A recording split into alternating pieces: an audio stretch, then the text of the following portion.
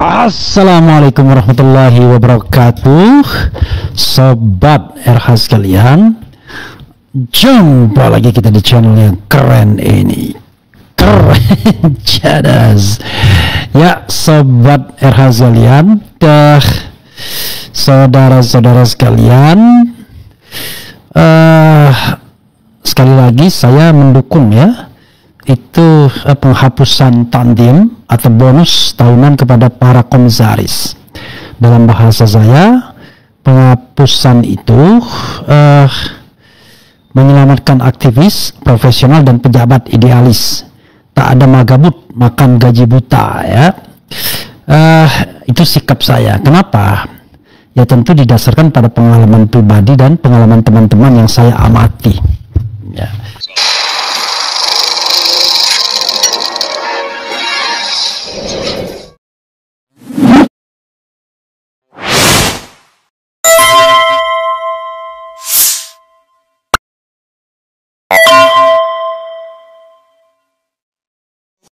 Jadi ini ada alasan formalnya dulu dari Danantara ya. Ini ada lagi tambahan, ex jubir KPK Johan Budi diangkat jadi komisaris Transjakarta. Padahal kita tahu dia adalah mantan anggota DPR yang tidak terpilih kembali. Oke, makanya saya Didu mengatakan kan komisaris itu untuk juru maki politisi yang gagal, caleg gagal dan lain sebagainya dan menjadi magabut makan gaji buta ya. Bayangkan seorang komisaris itu bonus tahunannya kalau di Pertamina, Mandiri, BRI itu bisa sampai puluhan miliar. Bayangkanlah seorang Andri Novchaniago misalnya yang menjadi komisaris utama di BRI lalu kemudian geser Mandiri selama 10 tahun ya. Itu ya lebih dari 10 tahun lah. Kira-kira berapa penghasilannya Alexander Lee dan lain sebagainya. Karena itu saya mendukung upaya penghapusan ini biar orang menjadi komisaris itu dengan pendapatan yang wajar dan kemudian bekerja dengan idealisme. Jadi kalau misalnya tidak ada idealismenya ya dia tentu tidak akan menerima jabatan itu. Mungkin dia berpikir mending saya jadi apa daripada jadi komisaris. Padahal ini kan bagian dari pengabdian kepada masyarakat, kepada bangsa dan negara. Dan sangat tidak layak kalau seorang komisaris BUMN itu menerima gaji sampai miliaran per bulan, sementara menterinya saja itu tidak sampai sebegitu. Pertanyaannya adalah, apakah menteri akan membiarkan anak buahnya mendapatkan gaji tinggi dan dia tidak dapat apa-apa? Atau kemudian yang terjadi adalah moral hazard, dia akan jadi pemain. Dia tidak peduli dengan gaji yang diperoleh oleh stafnya atau staf khususnya, tetapi dia akan jadi pemain. Kan ini yang jadi persoalan dalam rangka kita menegakkan good governance dan clean government. Atau gaji komisaris yang anak buahnya itu, gaji dan tantim itu menjadi bagian dari upeti kepada bosnya. Kan itu yang kita hindari sesungguhnya kalau kita bicara tata kelola pemerintahan yang baik. Saya akan cerita-cerita lagi ya, kemungkinan termasuk pengalaman saya misalnya jadi komisaris. Tetapi saya ingin bacakan alasan formalnya dulu ya. Pelan-pelan ya. Terungkap ini alasan Danantara larang komisaris BUMN dapat tantium. Jakarta, Sinbasi, Indonesia. Badan Pengelola Investasi Daya Anagata Nusantara (BPI) Danantara buka suara terkait kebijakan atas skema kompensasi tantium, insentif dan penghasilan bagi direksi dan dewan komisaris BUMN serta anak usaha dalam portofolionya. CEO BPI Danantara Ruslan Ruslani menjelaskan alasan larangan ini. Ya. CEO BPI Danantara Ruslan Ruslani menjelaskan alasan larangan komisaris mendapatkan tantium karena sejalan dengan prinsip praktik terbaik global yang menyatakan bahwa posisi komisaris tidak menerima kompensasi berbasis kinerja perusahaan. Sementara insentif bagi direksi kini harus sepenuhnya berbasis pada kinerja operasional perusahaan yang sebenarnya dan laporan keuangan yang mencerminkan kondisi real. Menurutnya langkah ini diambil sebagai bagian dari agenda besar BPI Danantara untuk membangun sistem pengelolaan BUMN yang lebih akuntabel, efisien dan berorientasi pada kepentingan publik. Penataan ini merupakan pembenahan menyeluruh terhadap cara negara memberi insentif. Dengan kebijakan ini kami ingin memastikan bahwa setiap penghargaan terutama di jajaran Dewan Komisaris sejalan dengan kontribusi dan dampak nyatanya terhadap tata kelola BUMN terkait, ujarnya melalui keterangan resmi Danantara. Roslan menyebut kompensasi tetap diberikan namun lebih kepada sesuai fungsinya. Selain itu, kebijakan ini bukan untuk bentuk pemangkasan honorarium, melainkan penyelarasan struktur remunerasi atau sesuai dengan praktik tata kelola perusahaan terbaik global, good corporate governance. Komisaris akan masih menerima pendapatan bulanan tetap yang layak sesuai dengan tanggung jawab dan kontribusinya, imbuhnya. Roslan mengungkapkan struktur baru ini mengadopsi praktik terbaik global yang menetapkan sistem pendapatan tetap dan tidak mengenal kompensasi variabel berbasis laba untuk posisi komisaris. Prinsip serupa juga tercantum dalam OECD Guidelines on Corporate Governance and State-Owned Enterprises yang menekankan pentingnya pendapatan tetap untuk menjaga independensi pengawasan. Kebijakan ini merupakan bagian dari agenda reformasi struktural BPI Danantara yang lebih besar dalam membangun tata kelola investasi dan BUMN berbasis transparansi, efisiensi, dan akuntabilitas publik. Penyesuaian tantium juga dirancang sebagai fondasi untuk meninjau ulang keseluruhan sistem remunerasi di BUMN, jelasnya. Kebijakan ini dituangkan dalam surat S063 dan seterusnya. Penyesuaian tantium akan mulai diimplementasikan untuk tahun buku 2025 untuk seluruh BUMN portofolio di bawah BPI Danantara. Kami ingin menunjukkan bahwa efisiensi bukan berarti mengurangi kualitas dan reformasi bukan berarti instan. Tapi jika negara ingin dipercaya mengelola investasi, maka kita harus mulai dari dalam, dari cara kita menghargai kontribusi, pungkasnya. Oke, kita lihat ya, jangan sampai kemudian di stop di kantong kanan tapi kemudian bocor di kantong kiri. Itu sih kebangetan. Dan ini ada suratnya ya yang dikeluarkan atau ditandatangani oleh siapa ini yang nandatangani? Roslan Roslani ya kelihatannya. Jadi suratnya ini ada pemberian tantiam insentif dan atau ini surat tertanggal 30 Juli ya. Badan Pengelola Investasi Daya Anagata Nusantara Republik Indonesia, pemberian tantiam insentif dan atau penghasilan dalam bentuk lainnya kepada direksi dan dewan komisaris BUMN dan anak usaha BUMN. Yang terhormat direksi dan dewan komisaris BUMN dan anak usaha BUMN daftar terlampir di tempat. Oh, ini berarti jangan-jangan yang lain masih juga praktiknya ya. Merujuk pada perihal sebagaimana tersebut di atas, kami dengan ini menyampaikan hal-hal sebagai berikut.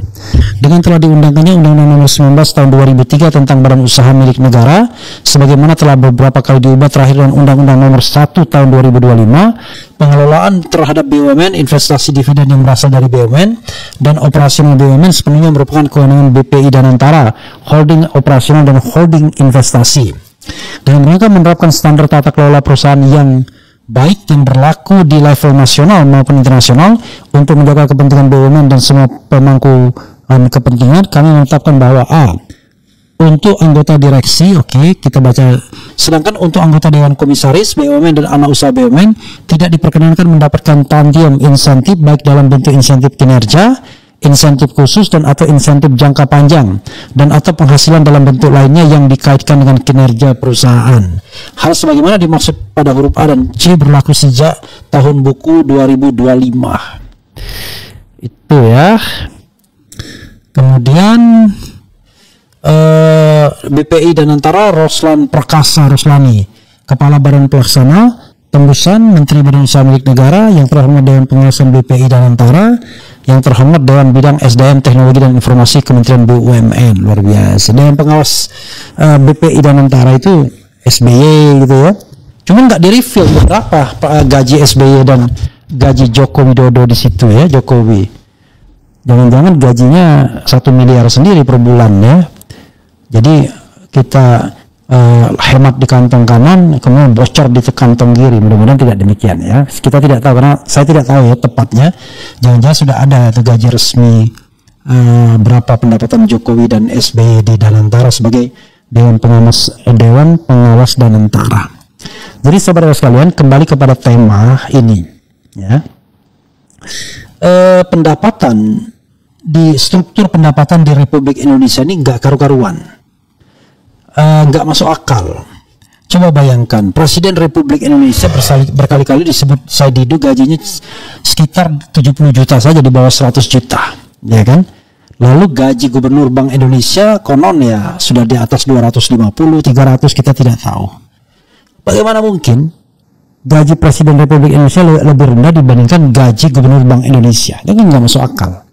Maka saya pernah mengatakan harusnya gaji itu strukturnya adalah gaji tertinggi dari Presiden Republik Indonesia, gaji nomor 2 adalah wakil presiden, gaji ketiga itu sama ketua-ketua lembaga plus menteri-menteri, ya kan, plus gubernur BI, jadi sama mereka ketua-ketua lembaga itu setingkat menteri gajinya.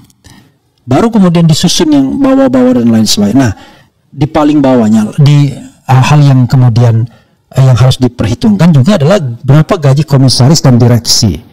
Kalau seandainya BUMN itu dianggap sebagai bawahannya Menteri BUMN atau Danantara atau apapun, ya nggak masuk akal kalau gaji seorang direksi BUMN lebih besar dibandingkan gaji seorang Menteri BUMN. Dalam kesempatan waktu saya pernah mengenal dekat Rini Sumarno misalnya, waktu diundang di awal-awal masa pemerintahan Presiden Jokowi, saya Saldi Isra pada waktu itu, Zainal Arifin Mukhtar, ya, 3 orang pakar hukum tata negara, itu dia selalu mengeluhkan kepada kami bahwa itu loh gaji deputi dia, ya, sebelumnya kepala biru itu lebih gede loh dibandingkan gaji saya. Dia berkali-kali mention seperti itu. Padahal tentu saja seorang Rini Sumarno bukan orang yang kekurangan uang, kan?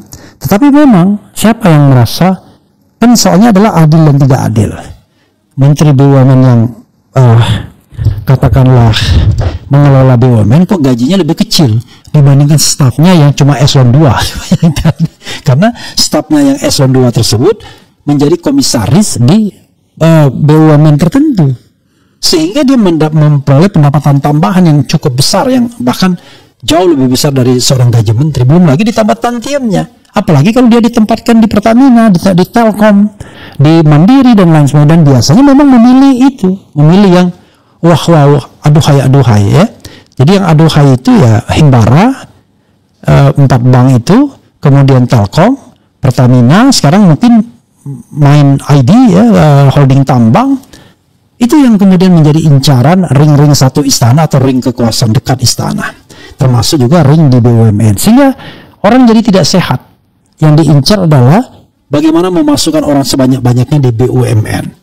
Nggak profesional, nggak apa-apa, yang penting nempel di sana.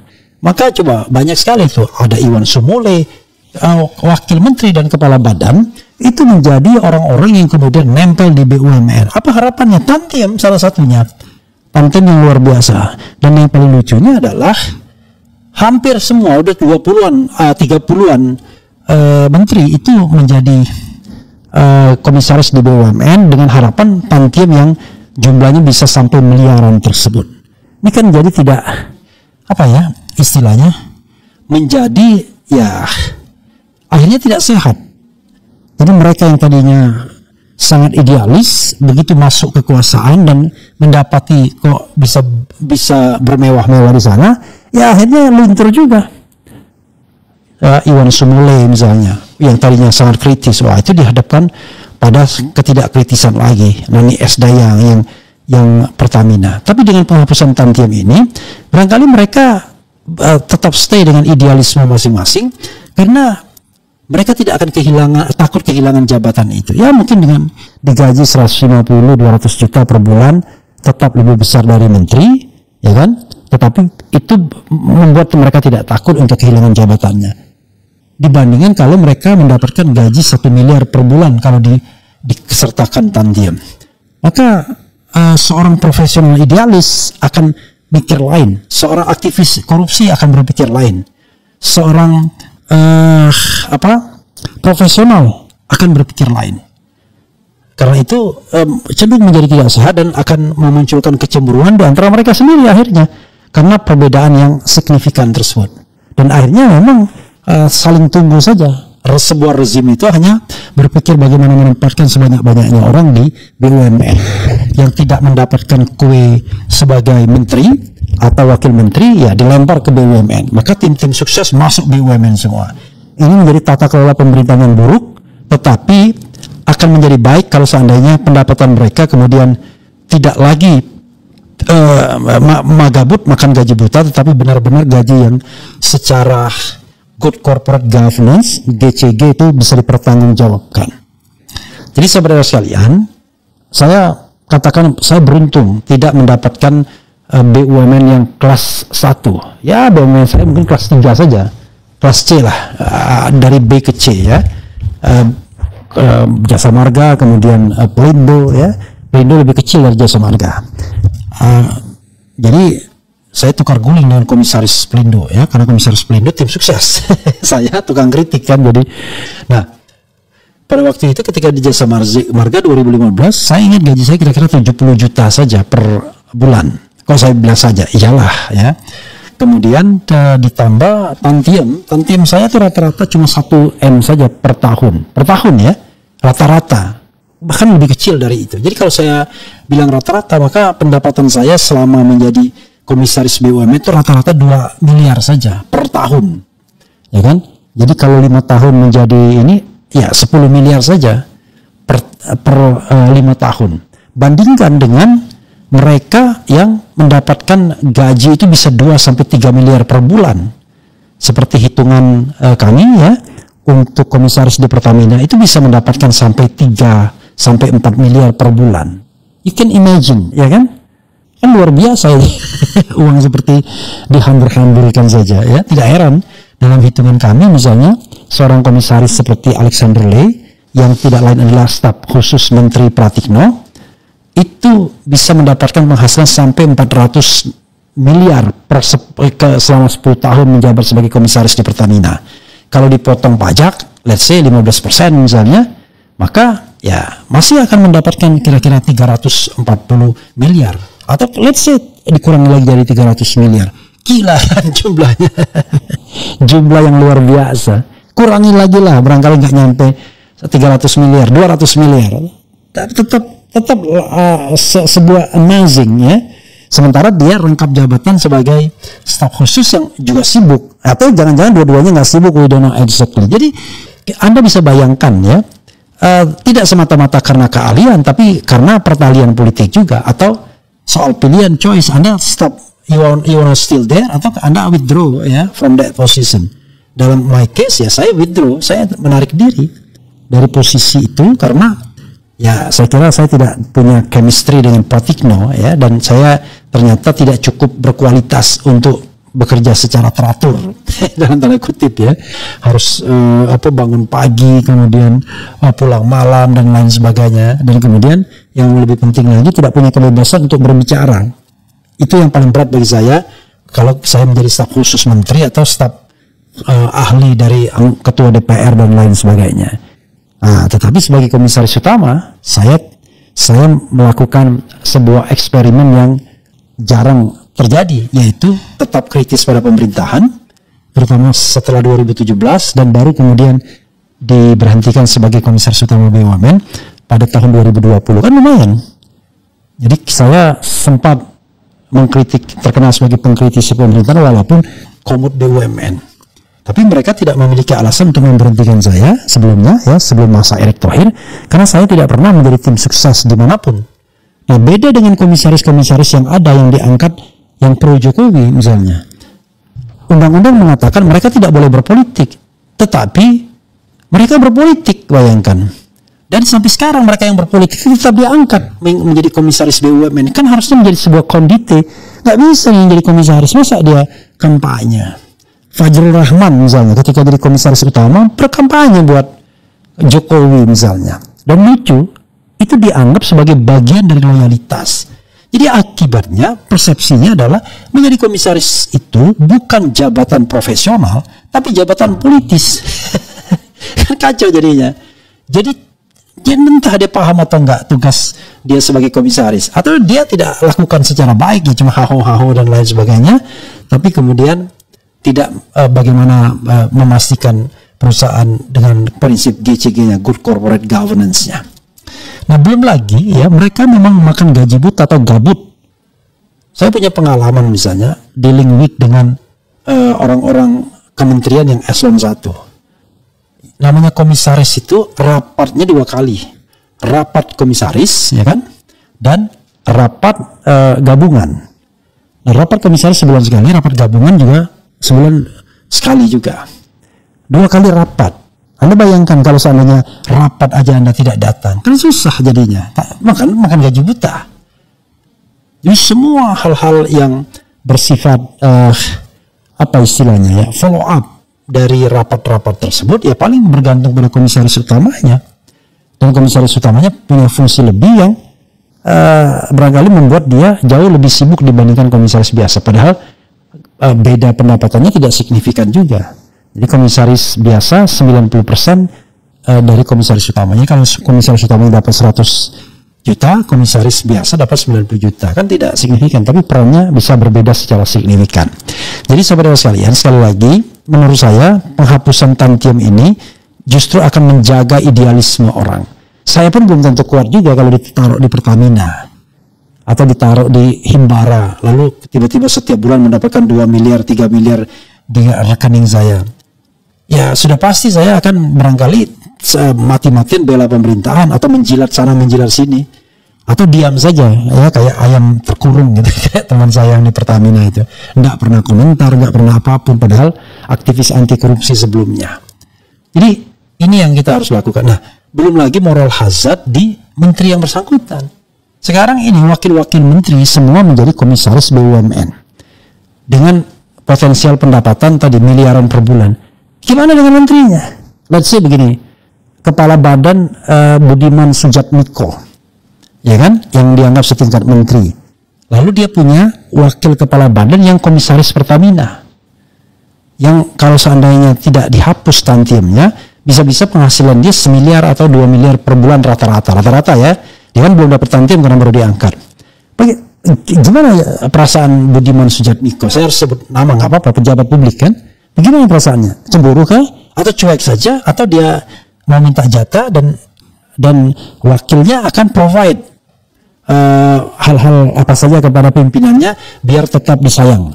Tapi kan wakil kepala badan kan tidak bergantung kepala badan jabatannya, tapi staf khusus bergantung pada bosnya yaitu menteri. Jadi hal-hal seperti ini yang kemudian menurut saya menjadi tidak sehat, dan saya mencium gejala tidak sehat. Belum lagi persaingan macam-macam, caleg gagal. Dulu Irma Suryani, tiba-tiba jadi komisaris Pelindo. Begitu terpilih begitu jadi anggota DPR PKJ, nah baru dia lepaskan jabatannya itu.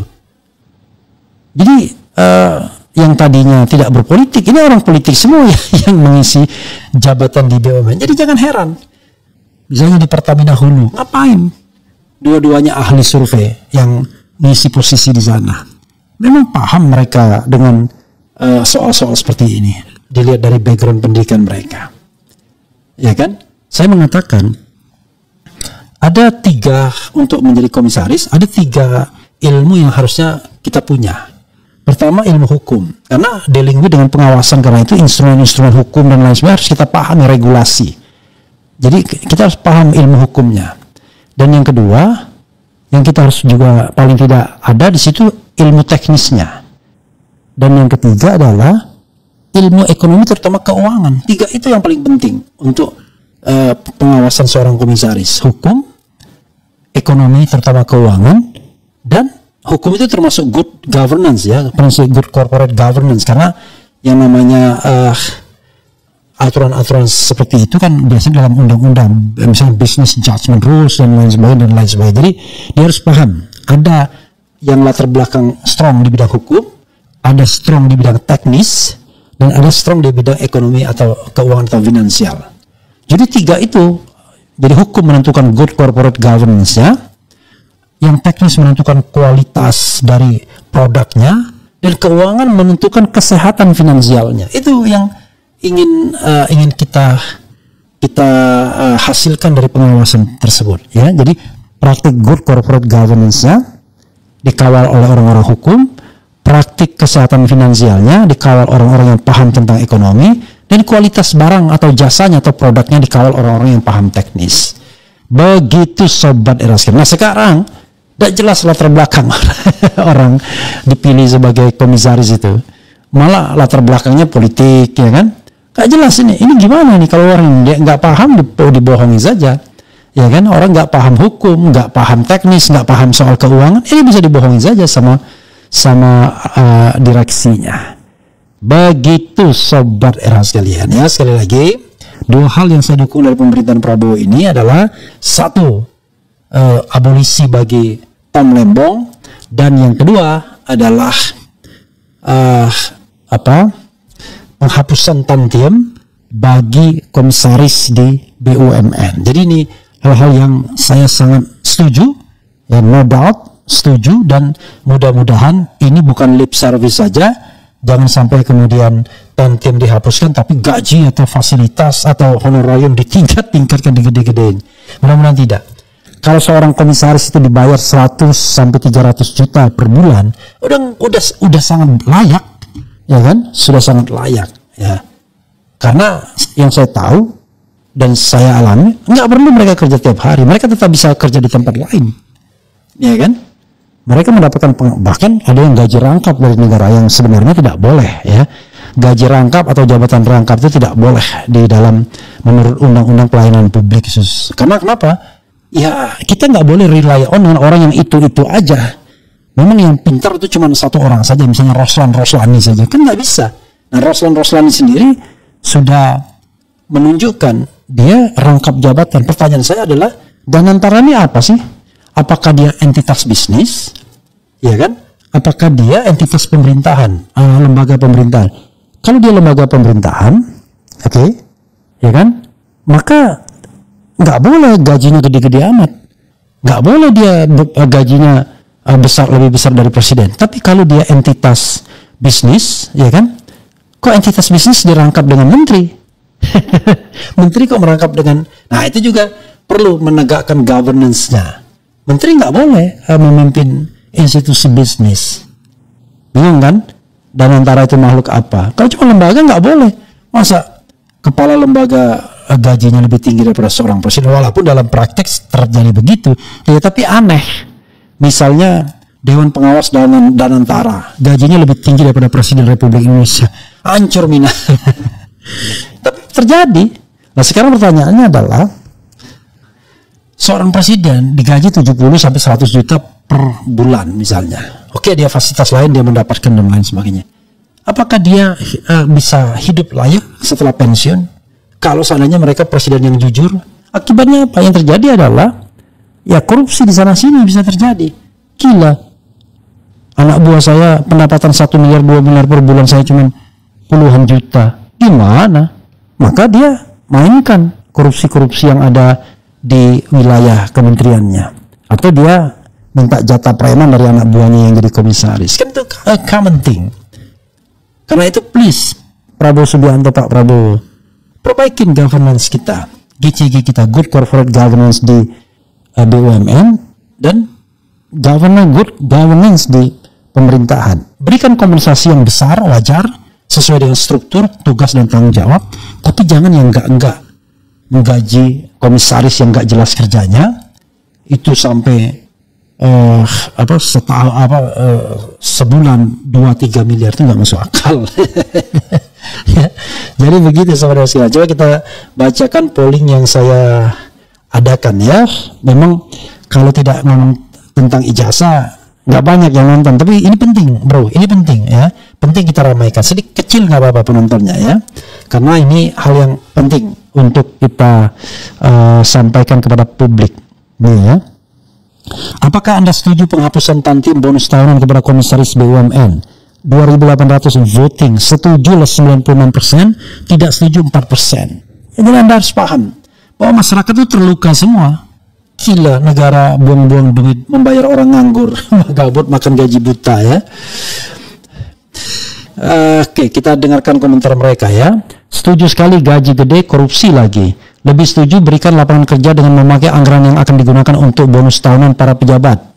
Sangat setuju, gaji sudah cukup besar masih dapat bonus miliaran. Aturan berlaku juga untuk direksi, bahkan direksi juga. Pemilik sah BUMN adalah rakyat karena kedaulatan tertinggi negara ada di tangan rakyat dan diwakili oleh mereka yang mendapat mandat dalam pemilu kepada presiden, anggota DPR RI, DPRD provinsi dan kabupaten kota, DPD RI serta kepala daerah. Sedangkan pejabat di bawahnya yang ditunjuk adalah pembantu-pembantunya.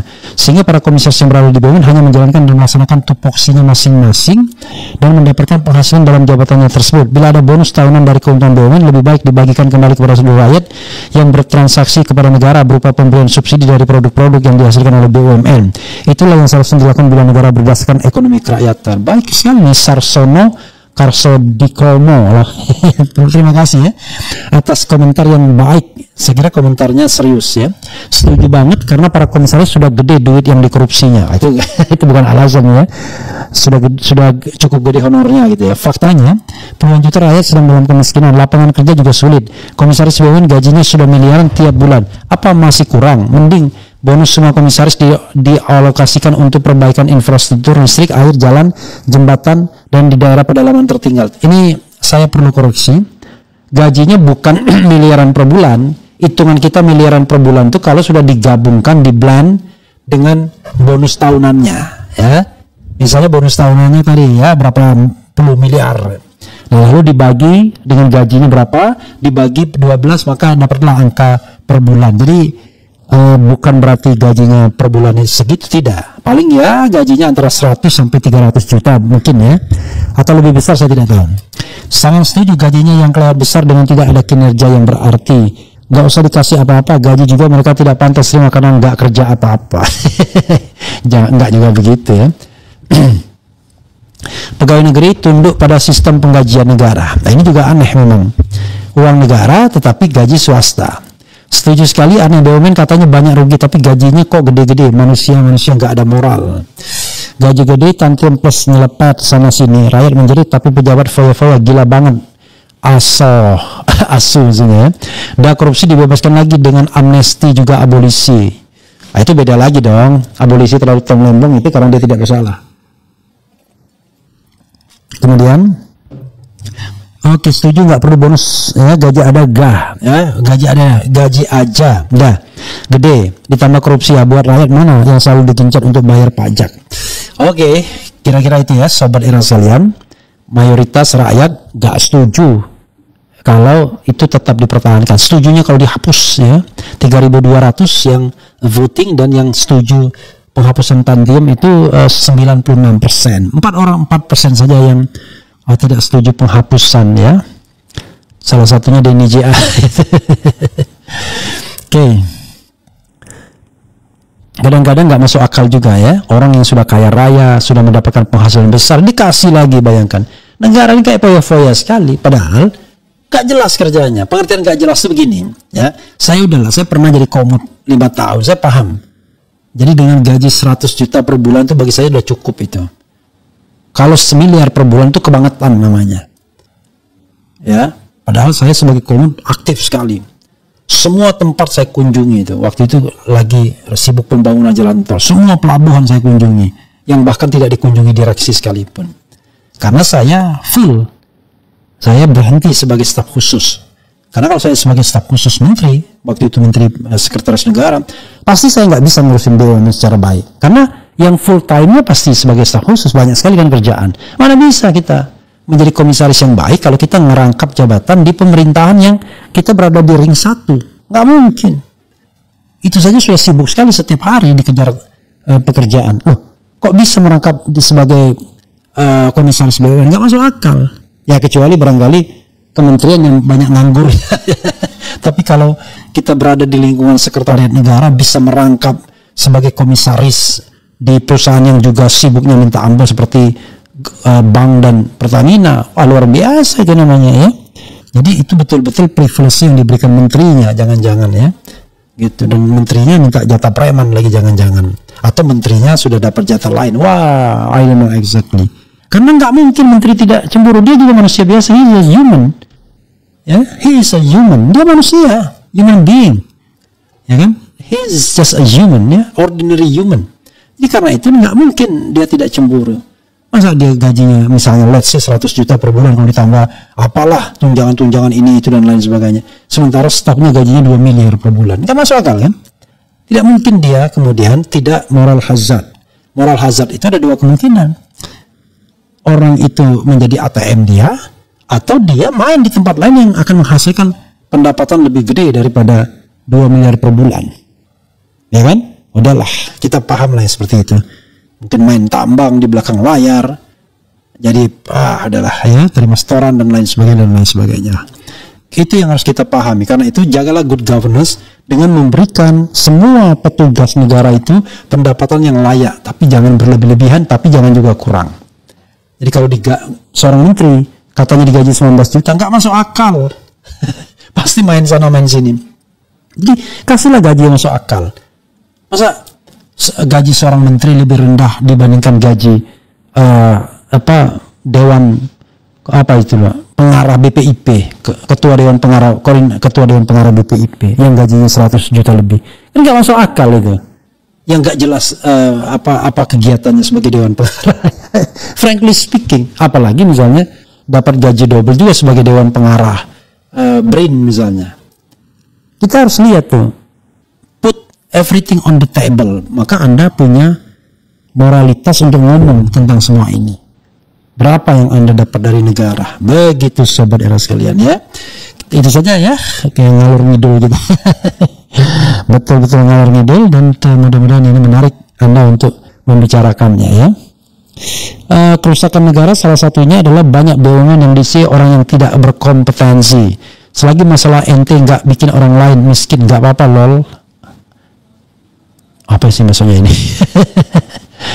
Refli, kapan jadi komisaris? Nggak tertarik saya bro. saya udah bilang, saya kan nggak tertarik dengan semua jabatan. Ini terlalu underestimate ya kan. Pendapatan saya sebagai YouTuber lebih besar dari komisaris. Ngapain saya menjadi komisaris ya kan? Kecuali kalau komisarisnya itu komisaris yang wah, tim sudah dihapus. Makanya saya senang-senang saja semuanya. Jadi pendapatan negara itu harus benar gitu. Jangan kemudian berlebih-lebihan ya. Oke, saudara sekalian, itu saja. Wassalamualaikum warahmatullahi wabarakatuh. Keren, cerdas, cia.